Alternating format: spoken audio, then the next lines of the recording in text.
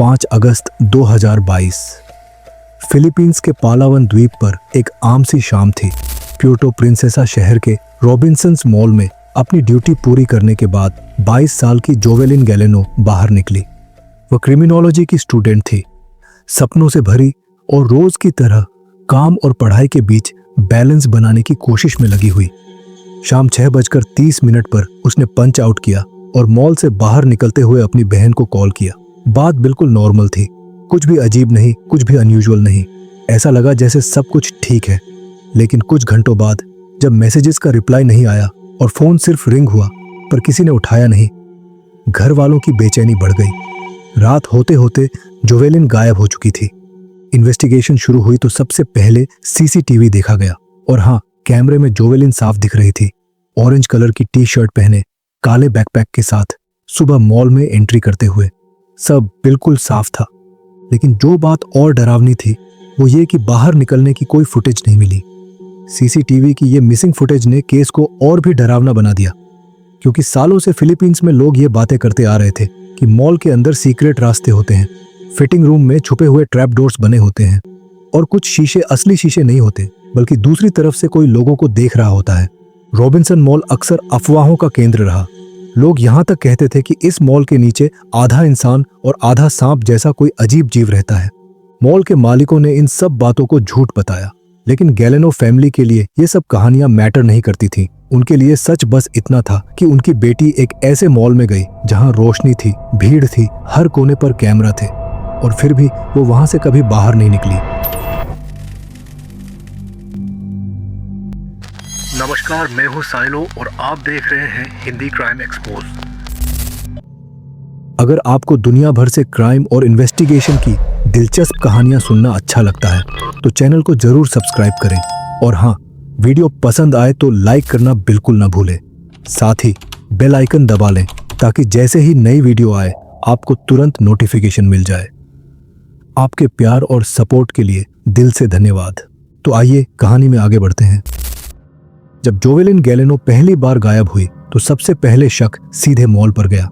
लेकिन जैसे जैसे हफ्ते गुजरते गए ये बातें धीरे धीरे पीछे छूटने लगी। रहस्य तो बना रहा, बस उसका रूप बदल गया। 16 अगस्त तक एक नया रूमर तेजी से फैलने लगा। इस बार बात किसी स्नेक क्रीचर या अर्बन लेजेंड्स की नहीं थी। मामला कहीं ज्यादा पर्सनल और ह्यूमन था। कहा जाने लगा कि जोवेलिन का एक शादीशुदा आदमी के साथ रिश्ता था और ये आदमी कोई और नहीं बल्कि उसकी मैनेजर गोंजालेस का हस्बैंड था। ये खुलासा होते ही गोंजालेस सीधा शक के घेरे में आ गई। क्या ईर्ष्या थी? क्या बदले की कोई वजह थी? क्या ऑफिस की फॉर्मल मुस्कुराहट के पीछे कोई गुस्सा छुपा हुआ था? लेकिन गोंजालेस ने सबसे इनकार किया। उसने कहा कि उसे इस अफेयर के बारे में पता ही नहीं था, और अगर पता ही नहीं था तो उसे जोवेलिन से नफरत करने की कोई वजह भी नहीं थी। लेकिन उसकी सफाई सुनकर लोगों का शक खत्म नहीं हुआ। उल्टा आम लोग और ज्यादा शक करने लगे। जो लोग पहले से ही कॉन्स्पिरेसी थ्योरीज सुन चुके थे उन्हें उसकी बात बहुत बनाई हुई और रटी रटाई लगी। फिर जांच करने वालों को एक नया सीसीटीवी फुटेज मिला और इससे पूरी कहानी पलट गई। कैमरे में शाम 7:07 पर उसे साफ देखा गया। वो मॉल से बाहर निकलकर एक सफेद मल्टी कैब में बैठ रही थी और ये मल्टी कैब बरांगाई टैगबोरोस की तरफ जा रही थी। उसकी फैमिली के लिए यह खबर अजीब थी, थोड़ी राहत भी और थोड़ी तकलीफ भी। राहत इसलिए कि अब साबित हो गया कि जोवेलिन मॉल से जिंदा बाहर निकली थी, लेकिन दर्द इस बात का कि उसके बाद उसके साथ क्या हुआ। घर और मॉल के बीच कहीं ना कहीं वो हमेशा के लिए गुम हो गई। अब सवाल मॉल के बेसमेंट्स का नहीं रह गया था, अब सवाल पूरा शहर था। उस शाम एक लड़की ने मल्टी कैब में सफर शुरू किया, लेकिन अपनी मंजिल तक कभी पहुंची ही नहीं। सबको लगा था कि एक बड़ी क्लू मिल गई है। सीसीटीवी फुटेज साफ था।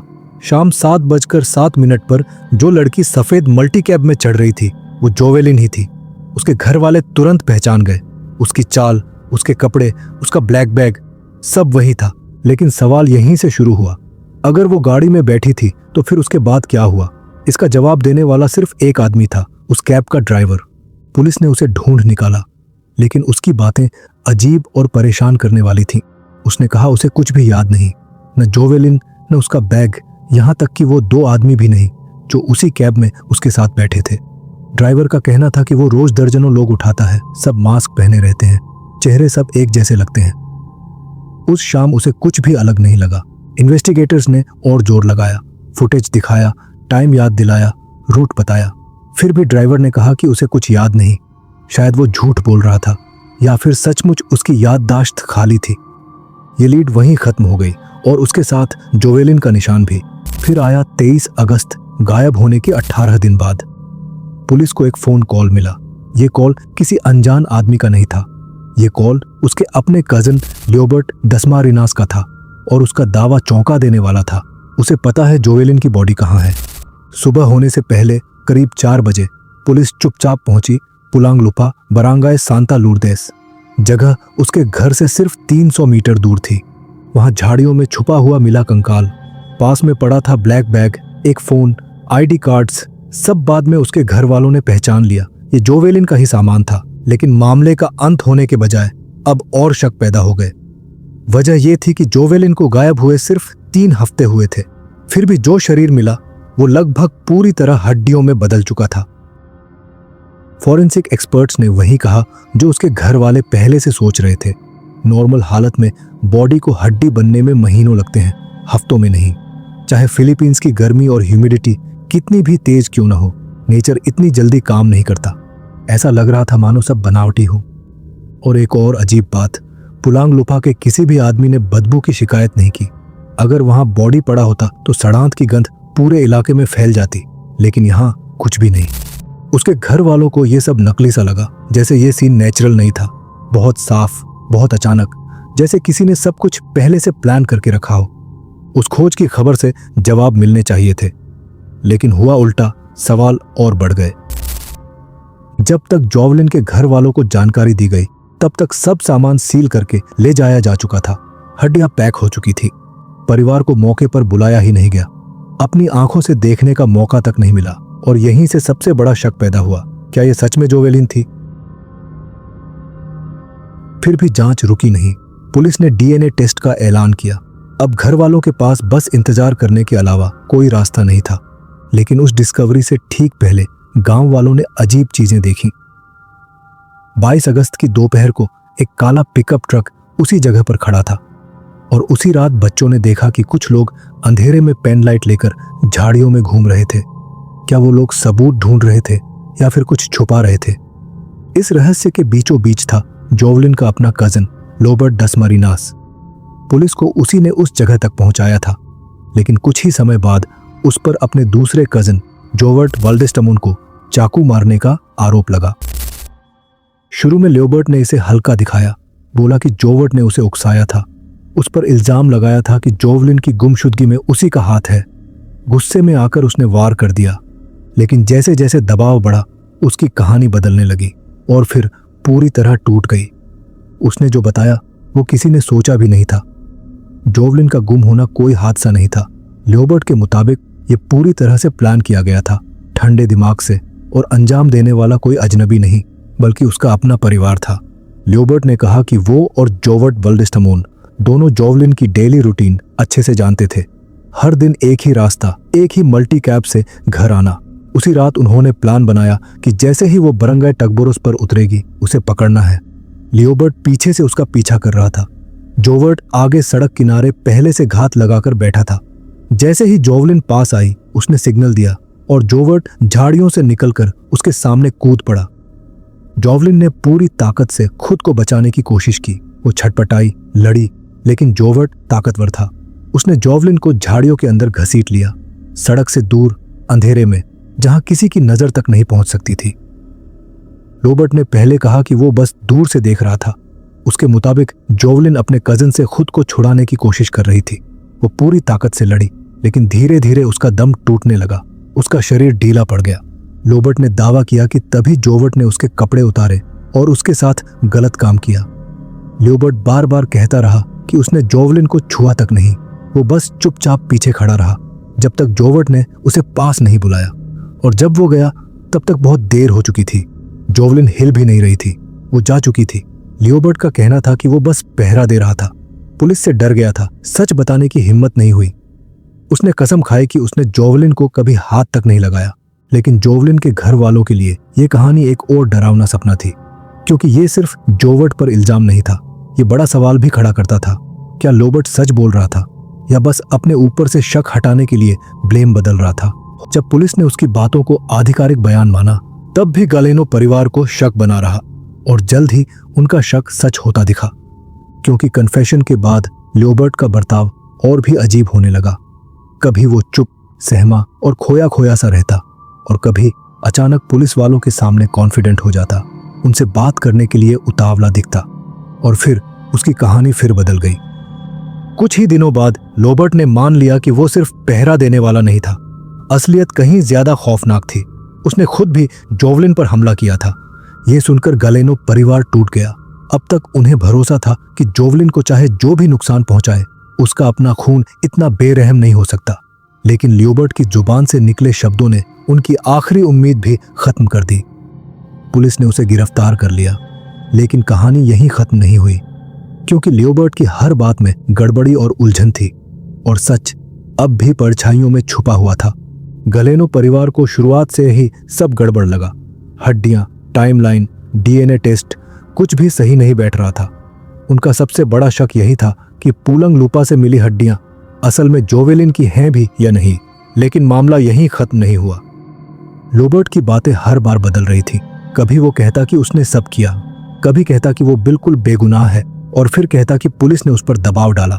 यहां तक कि उसने ये आरोप भी लगाया कि पुलिस वालों ने उसे मारपीट करके कबूल करवाया और यहां तक कि पैसे देने की भी बात कही ताकि सारा इल्जाम वही ले ले। पुलिस ने उसके सारे आरोपों को झूठ बता दिया।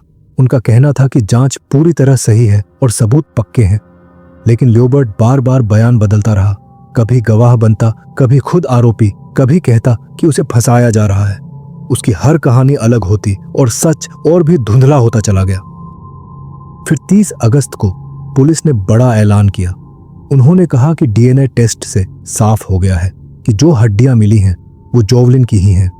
उसी दिन लियोबर्ट और जोवर्ट दोनों पर हमला और हत्या का केस डाल दिया गया। कागजों में तो ये केस सुलझा हुआ लगने लगा, लेकिन जोवलिन का परिवार अब भी मानने को तैयार नहीं था। उनका कहना था 3 हफ्तों में कोई भी लाश हड्डियों का ढांचा नहीं बन सकती। वहां बदबू क्यों नहीं थी? उसी जगह जानवरों की हड्डियां क्यों मिली? और वो काला ट्रक और रात को टॉर्च लेकर घूमते लोग किस बात का सबूत थे?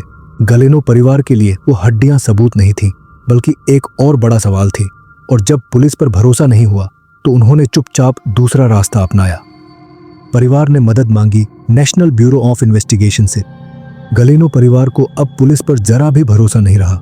उनका कहना था कि अगर सच सामने लाना है तो किसी और एक इंडिपेंडेंट एजेंसी को आगे आना होगा, कोई ऐसा जो सबूतों की दोबारा जांच करे और साफ बताए कि सच क्या है। 27 अगस्त को NBI national bureau of investigation की टीम पलावान पहुंच गई। अगले ही दिन पुलांग लूपा का इलाका घेर लिया गया। झाड़ियों, मिट्टी, हर कोने की तलाशी ली गई ताकि पता चल सके कि कहीं कोई सबूत तो छूट नहीं गया या फिर जानबूझकर नजरअंदाज तो नहीं किया गया। एनबीआई ने भी डीएनए टेस्ट कराने का ऐलान किया, लेकिन यह टेस्ट पुलिस से बिल्कुल अलग उनके खुद के लैब में होना था। उन्हें जो हड्डियां दिखाई गईं, उनमें सिर्फ रीढ़ की हड्डी और पसलियां थीं। यहीं से केस ने ऑनलाइन आग पकड़ ली। इंटरनेट पर बहस छिड़ गई। कुछ लोगों ने कहा ये हड्डियां जोवलिन की हैं ही नहीं, पुलिस ने सिर्फ केस को खत्म करने के लिए नकली रिकवरी करवाई है। कुछ और आगे बढ़ गए और सीधे पुलिस पर ही हाथ मिलाने का इल्जाम लगा दिया, लेकिन असली वजह कोई तय नहीं कर पाया। किसी ने कहा जोवेलिन के टीचर्स इसमें जुड़े थे, तो किसी ने अजीब अजीब रहस्यमयी लोगों की बातें कर दी। इंटरनेट पर तरह तरह की कहानियां फैल गई और हर कहानी पिछली से ज्यादा डरावनी लग रही थी। इन सब के बीच गलेनो परिवार एक ही बात पर अड़ा रहा, सच अभी सामने नहीं आया है। जहां लोग तरह तरह के अंदाजे लगा रहे थे, वहीं असली कहानी के 2 मुख्य किरदार लियोबर्ट और जोवर्ट एक दूसरे को ही दोष दे रहे थे। लियोबर्ट की बातें तो वैसे ही हर बार बदल जाती थीं, कभी गवाह, कभी आरोपी, कभी खुद को फंसा हुआ बताता, लेकिन एक बात उसने कभी नहीं बदली। वो बार बार कहता रहा कि असली मास्टरमाइंड उसका दूसरा कजिन जोबर्ट वाल्डेस्टामोन है। जोवर्ट ने तुरंत सब कुछ नकार दिया। उसका कहना था कि जिस रात जोवेलिन गायब हुई, वो टागबोरोस की सड़कों पर घूम नहीं रहा था, बल्कि कंस्ट्रक्शन साइट पर काम कर रहा था। उसके ठेकेदार और साथी मजदूरों ने भी इस बात की गवाही दी और ऊपर से जोवर्ट ने झगड़े की असली वजह भी बताई। उसके अनुसार जोवलिन की हड्डियां मिलने से एक रात पहले उसका और लियोबर्ट का फोन पर झगड़ा हुआ था। जोवर्ट ने उसे ताना मारा कि वो परिवार के लिए कुछ नहीं कर रहा, चुप बैठा है, जबकि उनकी बहन गायब है। बात इतनी बढ़ गई कि गालियां भी चली और उसी के बाद लियोबर्ट ने उस पर कत्ल का इल्जाम लगा दिया। जोवर्ट के लिए यह कोई कन्फेशन नहीं था, बल्कि एक बदला था। कौन सच बोल रहा था, कौन झूठ? और अगर पुलंग लुपा में मिली हड्डियां सच में जोवलिन की ही थी, तो उन्हें वहां रखा किसने? 15 सितंबर 2022 को NBI national bureau of investigation ने वो खबर दे दी जिससे गलेनो परिवार सबसे ज्यादा डर रहा था। उनकी इंडिपेंडेंट डीएनए रिपोर्ट पूरी हो चुकी थी और नतीजा साफ था, पुलंग लुपा से मिली हड्डियां जोवलिन की ही थी। पुलिस के लिए ये एक जीत जैसा था। उन्हें लगा कि उनकी पूरी जांच सही थी और केस अब आधिकारिक तौर पर बंद किया जा सकता है। लेकिन हकीकत इतनी सीधी नहीं थी, क्योंकि पूरा मामला सिर्फ एक चीज पर टिका हुआ था, लियोबर्ट दासमारिनास का कन्फेशन। वही कन्फेशन जो बार बार बदलता रहा था, और सबसे बड़ी बात, उसका मोटिव कभी साफ नहीं हुआ। 14 सितंबर को इसी कन्फेशन की असली परीक्षा हुई। लियोबर्ट को एनबीआई ऑफिस लाया गया, पॉलीग्राफ टेस्ट यानी झूठ पकड़ने वाली मशीन के लिए। वो डरा हुआ था, उसने मीडिया को दूर रखने की मांग की। उसका पिता भी परेशान था। उसे शक था कि उसके बेटे से पुलिस ने कन्फेशन साइन करवाया है बिना वकील और परिवार की मौजूदगी के। गलेनो परिवार भी वहां मौजूद था, दर्द और इंतजार के बीच। जब जोवलिन की मां जिलिन से डीएनए रिपोर्ट के बारे में पूछा गया तो उनका जवाब दिल तोड़ देने वाला था। मुझे कुछ महसूस ही नहीं हो रहा। मैं अभी भी नहीं जानती कि मेरी बेटी जिंदा है या मर चुकी। पॉलीग्राफ के नतीजे आए। पुलिस के अनुसार लियोबर्ट के जवाबों में धोखे के संकेत थे, लेकिन जोवर्ट के जवाब सही लगे। और फिर 24 नवंबर 2022 को केस ने ऐसा मोड़ लिया जिसकी किसी ने उम्मीद नहीं की थी। प्रोसिक्यूटर्स ऑफिस ने दोनों के खिलाफ लगे सारे आरोप गिरा दिए। कारण साफ था, पुलिस और एनबीआई की जांच में कोई ठोस सबूत नहीं मिला। सरकारी वकील ने कहा, जांच में अपराध साबित करने का आधार ही नहीं बन पाया। जांच पूरी तरह नाकाम रही। लियोबर्ट का कन्फेशन दबाव में लिया गया था, इसलिए उसे सबूत नहीं माना जा सकता था और उसके बिना केस खाली रह गया। कोई गवाह नहीं, कोई डीएनए जो पुरुषों को घटना से जोड़े, कपड़ों पर कोई बाहरी डीएनए नहीं, यौन शोषण का कोई फॉरेंसिक सबूत नहीं। सरकारी वकील ने यहां तक कह दिया कि हड्डियों की उम्र जानने के लिए कार्बन 14 डेटिंग कराने की जरूरत नहीं है, कि हड्डियां सच में जोवलिन की ही थी। यह सिर्फ डिफेंस की चाल है। लेकिन उसी के साथ उन्होंने डीएनए रिपोर्ट को मान्यता दे दी कि हड्डियां सच में जोवलिन की ही थी, और बस उसी पल सब खत्म हो गया। जिन दो लोगों पर शक किया गया था वो दोनों बरी हो गए। केस सिर्फ बंद नहीं हुआ, बल्कि पूरी तरह खारिज कर दिया गया। डीएनए रिपोर्ट कहती है कि हड्डियां जोवलिन की थी। कानून कहता है कि किसी को जिम्मेदार नहीं ठहराया जा सकता। पुलिस कहती है कि केस हल हो चुका है, लेकिन हकीकत वो अब भी कहीं गुम है। अगस्त 2025 तक भी इंटरनेट पर अफवाहें थमी नहीं। कुछ लोग तो आज भी कहते हैं जोवलिन जिंदा है, लेकिन सच यही है, जोवलिन कभी घर वापस नहीं आई। तो दोस्तों, यही है जोवलिन का केस। सवालों, शक और रहस्यों से भरी एक कहानी। डीएनए कुछ और कहता है, पुलिस कुछ और परिवार का यकीन बिल्कुल अलग। अब असली सवाल आपसे, आपको क्या लगता है? क्या जोवलिन सच में उसी रात मारी गई थी, या फिर यह सब एक बड़ा पर्दा है और वो अब भी कहीं जिंदा है? नीचे कमेंट में अपनी राय जरूर बताइए, क्योंकि इस केस का सच शायद आज भी हमारे बीच ही छुपा हुआ है। तो आज की कहानी बस यहीं तक। मैं फिर आऊंगा एक नई कहानी लेकर। तब तक के लिए अपना ख्याल रखें।